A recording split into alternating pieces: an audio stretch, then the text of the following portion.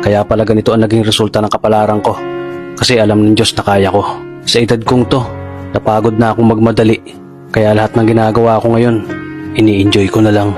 Siguro sa dami na rin ng aking pinagdaanan, napagtanto ko na ang buhay ay mas malawak at mas mahiwaga pa sa mga problemang dumarating sa buhay natin. Tumatanda na tayo, baka sa kakahabol natin sa masagana at maayos na buhay, ay hindi na natin nai-enjoy ang buhay. Baka nabubuhay na lang tayo dahil nape-pressure tayo sa sasabihin ng ibang tao. Marami na rin akong mga naging maling desisyon sa buhay, pero lahat yun nagsilbing aral sa akin at natuto ako sa mga pagkakamali ko. May mga taong sobra nating mamahalin at bibigyan ng halaga, pero ibabalik lang sa atin ay kabiguan at matinding trauma. Kaya wag nating lilingunin ng mga taong tulad nila dahil mas payapa kapag hindi ka na interesadong malaman pa kung ano pang balita sa kanila. At wag mong idepende ang sarili mo sa kahit kanino.